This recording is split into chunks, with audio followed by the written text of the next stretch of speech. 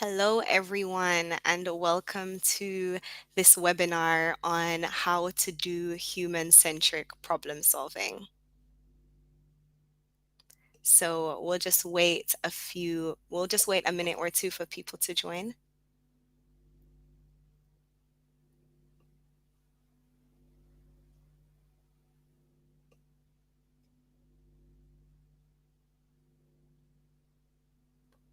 Okay, if you are joining, please do let us know in the chat. And then I'll respond to queries in the chat as they come through. And, we can interact that way and network that way as well. So let's jump straight into it since we have half an hour to do this webinar. So how do we do human-centric problem solving? That's what we're going to be talking about today. And the reason why we want to talk about human-centric problem solving is because it's quite different from a traditional approach. And in terms of creating new products and new services, as well as really improving what we have already, going from an approach where we're thinking about the people who are experiencing the problem or using our products and services is the best way to go about it because we're filled with a lot of bias. We always go into problem solving from our own personal experiences. So I see a few people are joining. Roger's joined. Welcome. Amanda has joined us as well. Welcome, Amanda. And a few people are also joining in now from LinkedIn and YouTube. So welcome to everyone. Okay, so let's jump right in, shall we? So today, how we're gonna run through this is we're gonna start with really defining what human-centric problem solving is and what it is versus a traditional approach. And then we're going to go over the steps that I take in terms of how I do it in real life with teams. And then we can jump into some Q&A after that.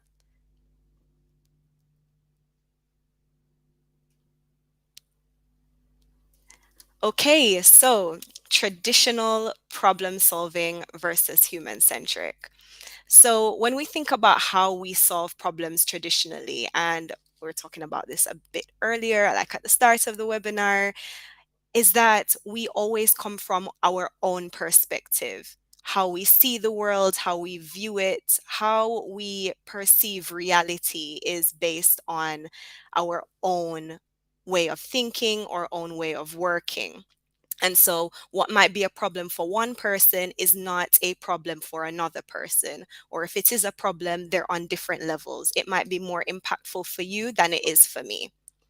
And I'm going to give you an example that is going to solidify this for you. And you're really going to see how this works.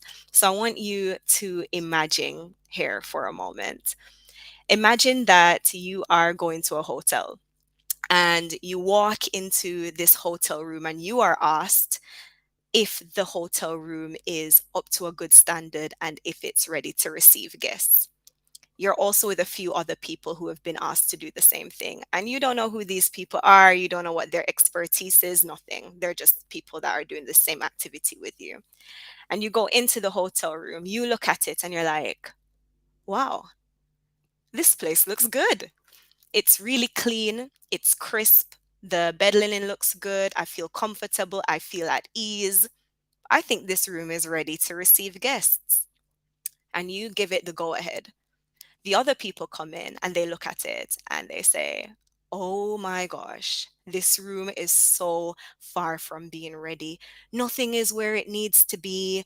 This isn't right. No, there's a problem. You need to go fix it. And then they give you the task to go and fix it. How do you do something like that? How do you fix a problem when you have no idea what the problem is? Because for you, the experience is totally fine. There is nothing wrong with the room. So you start panicking. You start picking at things that you think might be wrong with the room.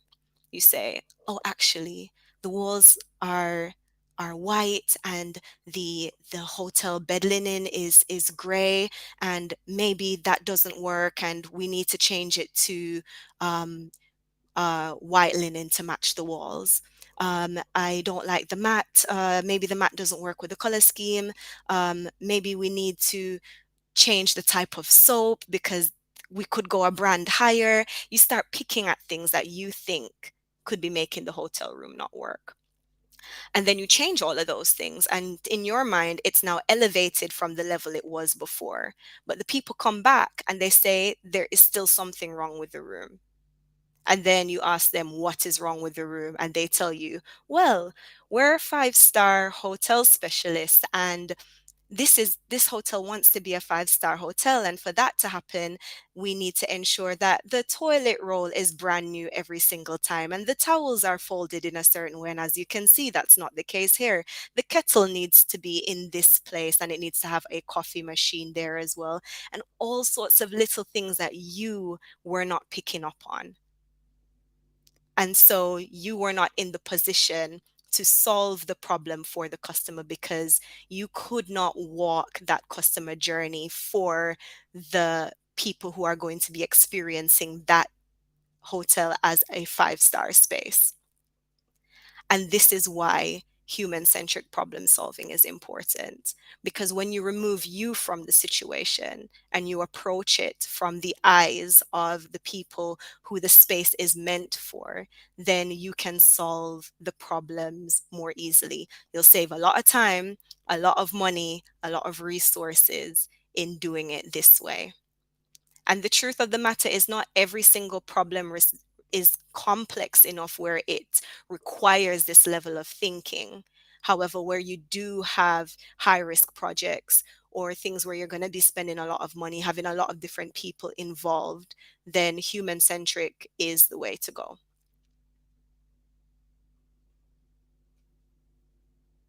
Okay, so I'm going to give you a few examples of bad design in the world. And I just Googled this, and it was really funny looking at some of these and kind of sad for a few of them.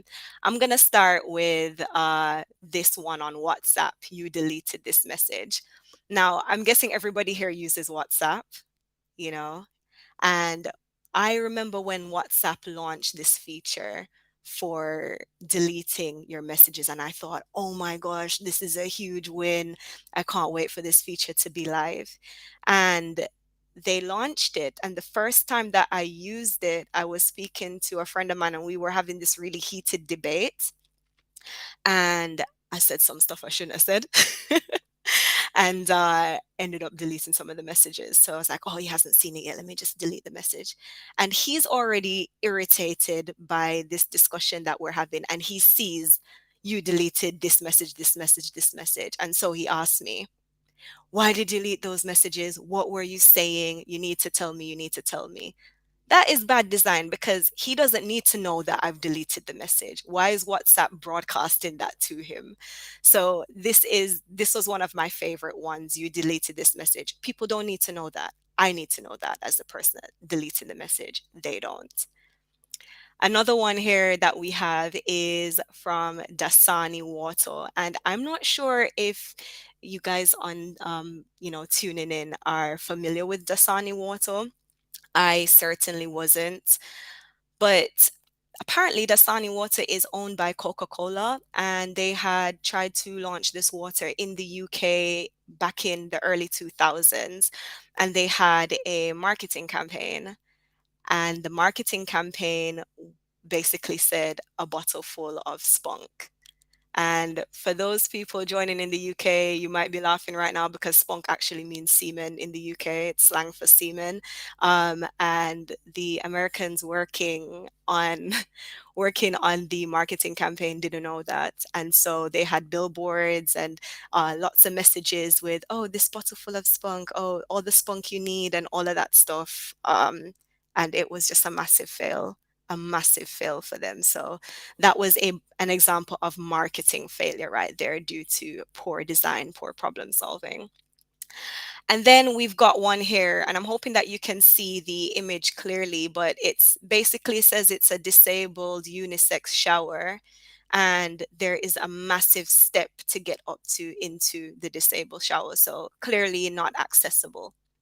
Now, the reason I'm showing you this is because if human centric problem solving is done properly, then these issues that are coming up could have been resolved and it wouldn't have cost a company like Dasani a failed campaign and embarrassment in the UK if they had tested with their target audience, properly tested the messaging. In the same way with this disabled shower, if it was tested in a human-centric way, then there wouldn't be a ledge. And well, we can forgive WhatsApp, right? Because it's software, and they have an agile approach for delivering updates. Although in my opinion, they don't come quick enough. WhatsApp. I don't know if you can still see the deleted message thing, but it's software, so they should be able to get over it quickly. But in the same way, these problems could have been avoided if you looked at it in a human-centric way. And that's what I wanted to showcase to you today. Now, let's go into how we actually do it. So, design thinking is really the basis for human centric problem solving. And you may be familiar with design thinking. Um, and the steps in design thinking are roughly empathize with the user, figure out what it is, figure out their perspective and understand them from their points of view, which is what we've been talking about. It's the foundation for human centric problem solving. And then we go into the insights that we get from these stakeholders. We define it, and we understand what the problem is. We come up with our problem statement. We ideate, meaning that we brainstorm solutions, and then we build a prototype so that we can test it with our user base, get feedback, and then improve upon the design. Now, what you see here, this is also design thinking. Like my 6 steps are also based in design thinking. The reason why I don't use the term design thinking very often, and you might find this when you speak with teams that are outside of product teams, is that there can be some resistance to the term. And even though the process works, when you're showcasing a methodology to a team, if there is resistance, if they're showing resistance for that, then they won't be able to really take on what you're trying to implement. And so I stripped the term design thinking and used language that would be more accessible and more accepted amongst a wider group of people. And so these steps are: 1, map stakeholders; 2, step into the stakeholders' shoes; 3, reframe the problem; 4, brainstorm solutions; 5, prioritize big impact solutions; and 6, build, test, and gather feedback. So let's start. The first thing that we need is a problem statement. And I'm going to give you an example here to like walk through the whole thing so that you can really understand the process that I use for human-centric problem solving. So let's start with this scenario, which is a popular one. You might have gone through this already, and if not, then you've got a surprise at the end. So please stay tuned. The problem statement: the elevator is too slow. If you were faced with this problem statement, the traditional quick approach is, okay, let's just make the elevator faster. But making an elevator go faster is not a cheap feat, right? It's an engineering marvel. It's going to take a lot of money, a lot of man hours to increase the speed of an elevator.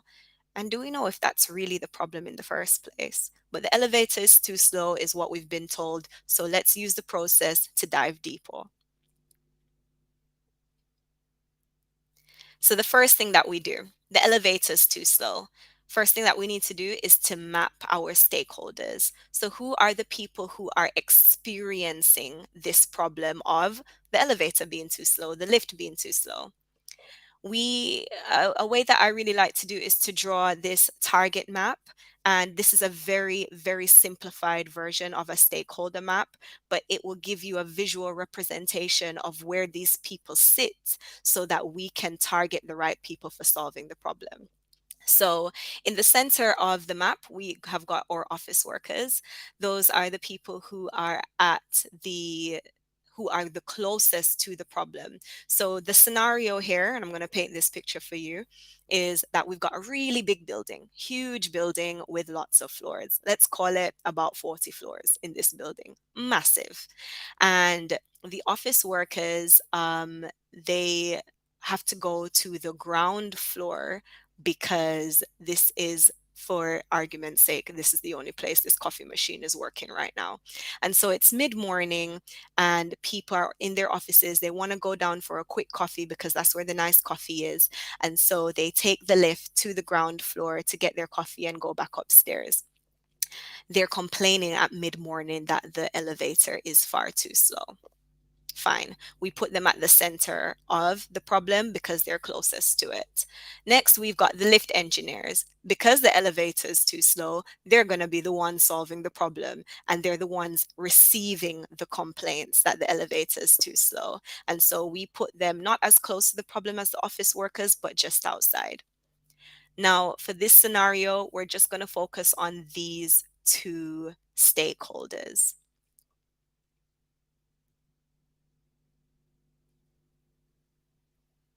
So what do we do? In order to get the information that we need from them, we need to do a few things. We can do all of these or we can do one.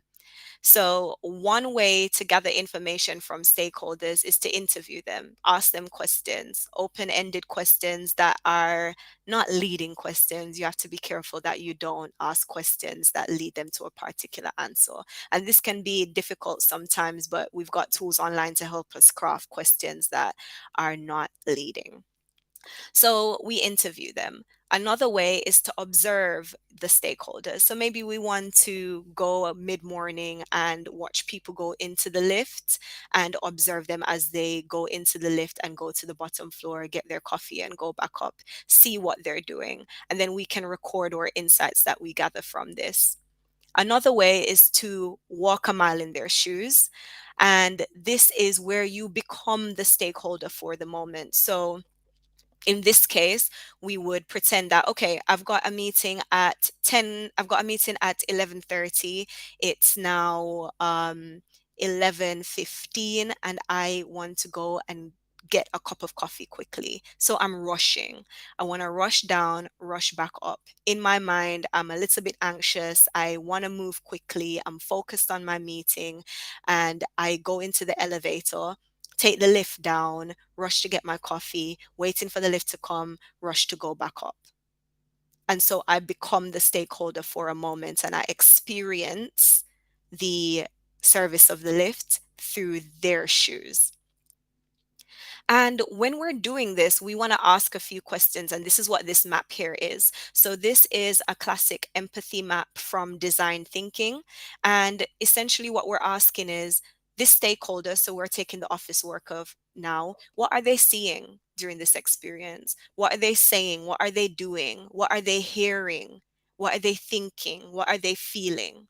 And this helps to build a picture of the whole experience from their perspective, not yours, theirs. And then we also map what pain are they experiencing right now? What is really getting to them about this experience? And what are they hoping for? What are the gains that they're wishing for? So doing this helps us to build up this picture. We can also ask why. When somebody says, "Oh, I feel frustrated. Why do you feel frustrated?" And really dive a little bit deeper into the reasons for their emotions. So you take notes and then you craft insights from this. Okay, so now that we have our insights, we are reframing the problem. And let's say we look at what everyone said. The engineers are saying, The lift, essentially what they're saying, the lift is fine. It's the same speed as all of the other lifts in the building and in our sister buildings in the same area. There is nothing wrong with the lift. So here we're understanding that in terms of the office workers, this is not necessarily a speed issue. This is a perception issue. If the lift is the same as the other lifts in the building and they're not complaining about the other lifts, then there is something here else at play that is making them think that the lift is slow. So the office workers say the lift is slow, and it makes me feel anxious and I'm bored and I'm annoyed when I'm using this lift. It's not a good experience. So now, once we have those insights from that activity, we want to start reframing the problem a bit deeper and then going into solutions. So there are two ways that work very well in terms of doing this. So the question that reframing the problem statement now, we have it as how might we make office workers feel less anxious, bored and annoyed while riding the elevator mid-morning. So we have now reframed that problem into a challenge. It's not, oh, this is the problem. It's how might we fix this? So now we're motivated to look for a solution and see how we're not saying how might we make the lift faster. We are using the insights that we gathered from speaking to people to recreate what the problem statement is, because we're not solving the problem for the lift. We need to solve the problem for the people experiencing the problem, and we've already mapped who those stakeholders are. Another way is to ask who is not having this problem and why. Can we copy what they're doing? So based on the insights coming from the engineers, we know that the other lifts in the building, people do not have a problem with the speed of those lifts. So we need to understand what is working in those lifts that we can probably copy over to this one. So once we've brainstormed our solutions on what we could possibly do, it's time to prioritize the big impact solutions. And a good way of doing this is using an impact effort matrix. An impact effort matrix helps us to narrow down our ideas and the solutions that we have formed, and to really pick the ones that, not the ones that we think is the best idea because we chose it, or the best idea because it's the cheapest. It's the best idea because it will give us the biggest impact, the biggest bang for our buck for the least amount of effort. And those are the ones in that top quadrant there, where the X's that we want to prioritize. You might have other quick wins that you could do, but that those big impact solutions are going to be the ones that people remember and are going to be the marker of success for the project. And then the final thing that we do is that we implement this solution. So this solution is big impact, low effort, and it's a minimum viable solution. So when you're testing things, especially when it's a complex project or there's potentially a lot of money involved, and the risk is high in terms of failure, then you want to create a minimum viable solution, something that isn't going to take too long to produce, so you don't have that a lot of emotional buy-in from the people who are creating the solution. The longer you work on something, is the more you're stuck with that solution and the more you're motivated to hang on to it, even if it's a bad idea. I've been involved in so many projects where the team have spent hours, months, sometimes years, and millions of pounds, millions of euros working on an idea that is not fit for purpose. But because we've showed it to everybody, and all the senior leaders know and expect this to happen, we're just going to push through with it and just count it as a loss. If you're releasing something that's a minimum viable solution, then you're able to gather feedback from your stakeholders slowly in different stages, and then you are able to craft that product or that output to make it better incrementally over time. and iterate as required. So this is really important for really big projects, but it's also something that you can use for smaller ones. Maybe instead of splashing out on something huge, you can give an idea of it. In terms of a website, a good example of this is when people build wireframes of the website or clickable PDFs, so you can experience the website before we do any development. That's a real life example of how this can work. So, in terms of the elevator, this is what the solution was. It turns out that people just needed a mirror in the elevator. When looking at other elevators, we could see that there was a mirror there, and our most interesting subject for any of us in the world is ourselves.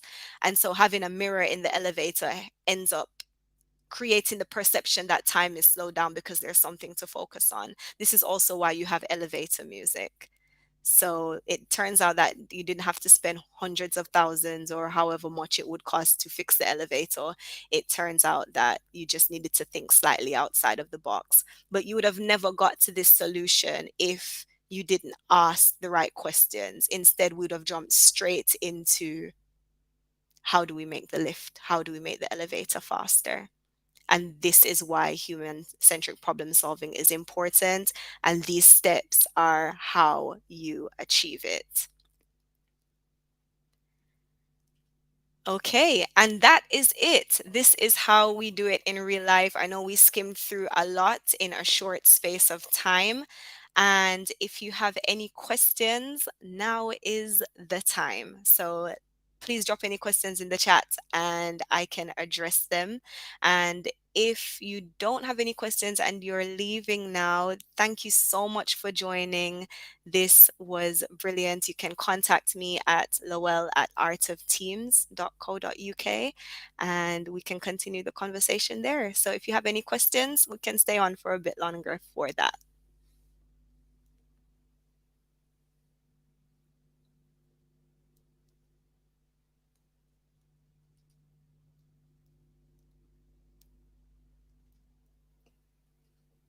Okay, so I don't see any questions coming through as yet.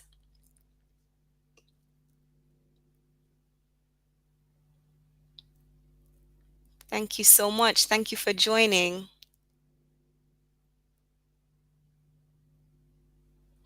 Hi, Ben. So I see Ben's here from Involved Design.